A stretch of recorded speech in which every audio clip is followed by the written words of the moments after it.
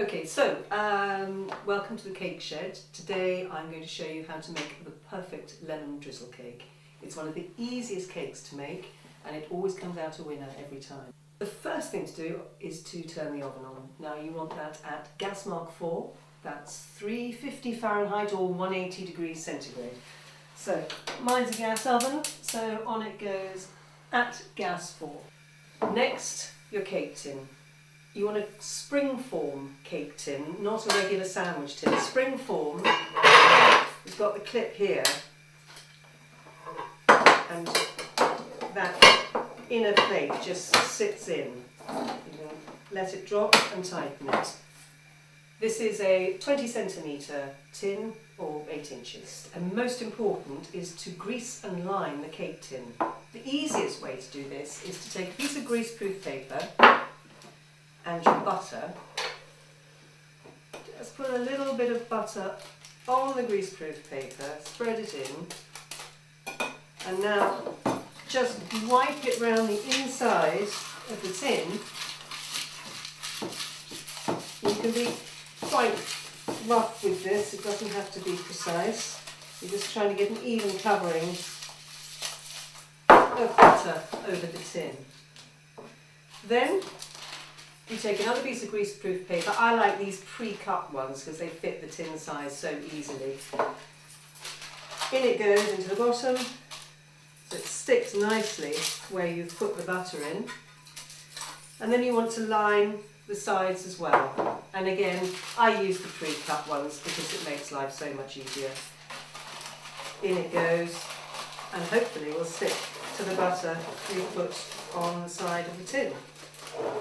Now if it's a bit too long, which mine is, I just put a dab of butter on top of the strip and stick the overhanging piece to it. So now you've got the perfectly lined and greased tin. Right, that's your tin ready. And now to make the cake. I'm going to get the food processor bowl, because the joy of this cake is that everything goes into the food processor bowl all together. You beat it up in the tin and in the oven. So you need butter, 115 grams of butter. In it goes.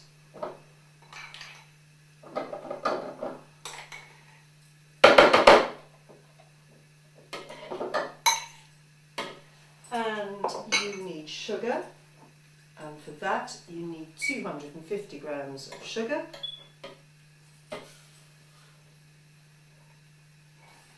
You need self-raising flour, again 250 grams, the same as the sugar.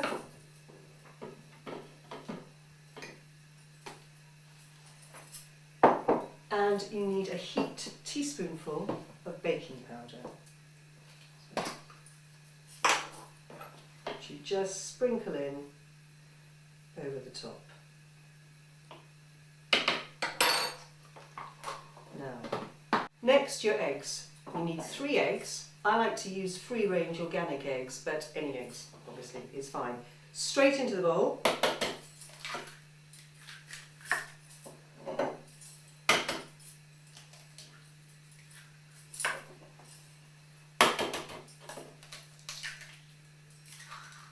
Then the lemons. I like to use the zest and the juice in my cake, but if you don't like lemon peel, you can just leave the peel out and just use the juice. So the zest of a lemon goes straight in. Just use your zester and get off as much as you can without any of the white pith coming through, so you've just got nice strips of lemon skin. If you can use unwaxed lemons, it's much better because they don't have a coating on them. Right, that's the zest in. Now for the juice. And again, it doesn't really matter how much you put in. I like to put in about 2 tablespoons of lemon juice into the cake mixture, which is usually about 1 lemon. I don't really measure it, I just put it in.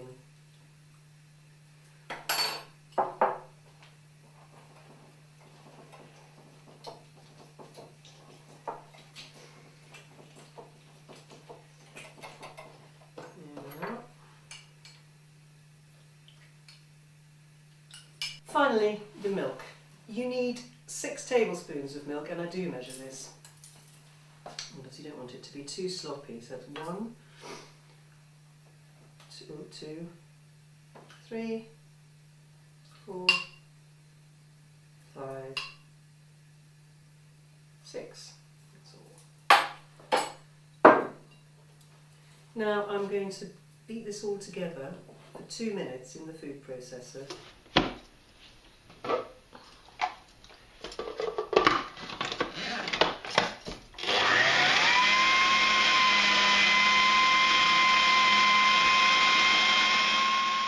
After about a minute, just with your spatula, scrape down the sides to make sure everything is getting nicely combined and you haven't got any flour left on the bottom. And now into the tin. It really is that simple.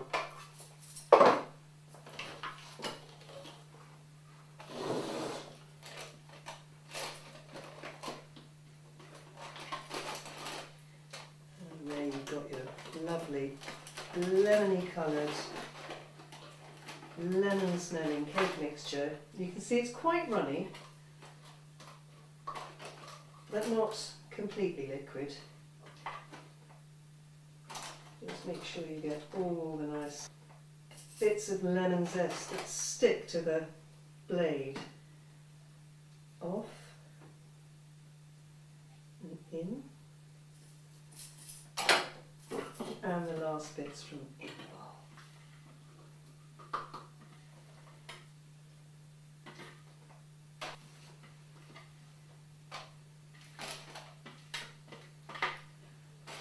Good. Just give it a tap to let it settle, and you're ready to put it in the oven. So in it goes for 50 to 60 minutes. You want to put it in the centre of the oven, like that. To make the topping, you need 3 lemons and 250 grams of caster sugar. So all you do is squeeze the lemons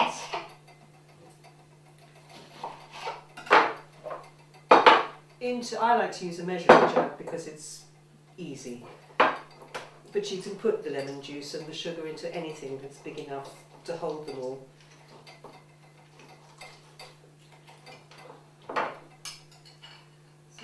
Now you've got the juice of 3 lemons and you're going to add the caster sugar to the lemon juice. You want to make a paste that's slightly runny. So add most of the caster sugar and then give it a good stir into the lemon juice. Pick out any bits of pips that float to the top and give it a good stir and have a look at the consistency. Now that is too runny, definitely too runny. So I'm going to add the rest of my caster sugar and stir it in and have a look at that. I think that's about right. So just let that sit while the cake's cooking and give it a stir from time to time. You want the sugar to dissolve in the lemon juice. And there we are. Now I'm going to test the cake. The key to this is opening the oven door really, really slowly so that you don't let too much heat escape. If you open it fast, that's when you have a cake that sinks. So really slowly open it up, try and maintain the temperature. Just pull it out a little way. That's looking good. So I'm just going to put the cake tester in. If that comes out clean, which it has, that makes me think the cake is ready. Now this is cooked in 50 minutes. And here it is. Now that looks pretty good to me. And this is the fun part. Take your lemon and sugar mixture, give it another stir, And then with a skewer, you want to pierce the cake while it's still hot, while it's just come out of the oven, and pierce it all over the top. If you haven't got a skewer, use a thin knife or at worst a fork. You just want to make lots of holes all over the top of the cake so that your lovely icing is going to sink through into the cake and make that lovely moist lemony interior.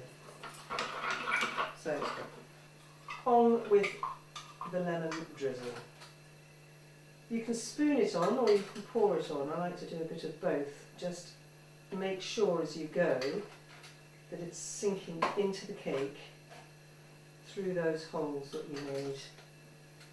And just with the back of a spoon, help it in. Now if your lemon paste is too thick, it's not going to sink through the holes and through the cake. It's just going to sit on the top, which is nice, but it tastes so much better if it's sunk through into the cake itself.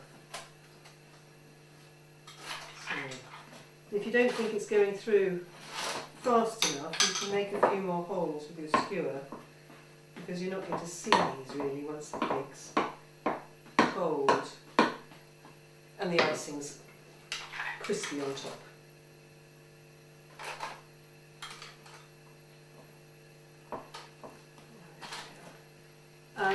This is one of the reasons you use a springform tin. If you use a regular sandwich tin, because it's got that loose plate at the bottom, all the icing seeps out. But with a springform, because the base is clipped in, it avoids losing any of the icing as it soaks through. Just lift the cake and tip it and run it around so that any that hasn't sunk through gets a chance. Okay. Last little bit going on now.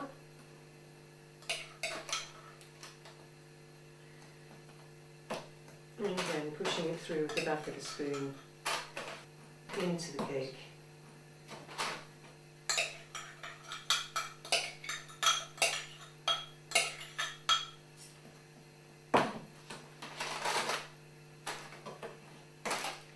And you can just pull up any from the sides that haven't soaked through, back up into the centre.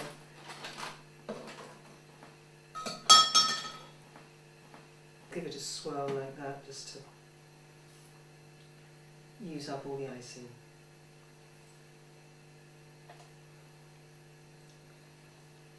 Right, that should do it. Now the difficult bit, you've got to wait till this is cold. Leave it in the tin until it's completely cold and the top has gone nice and crispy.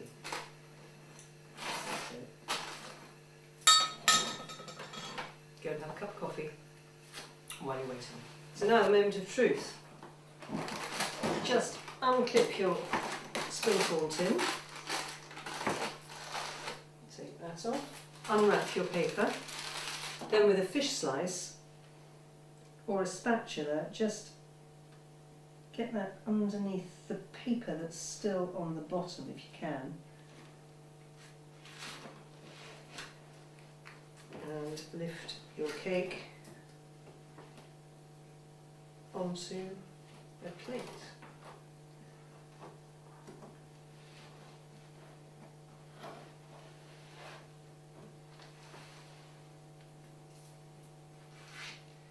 And there you have it, one lemon drizzle cake. If you follow the recipe I've given, you should get perfect results every time.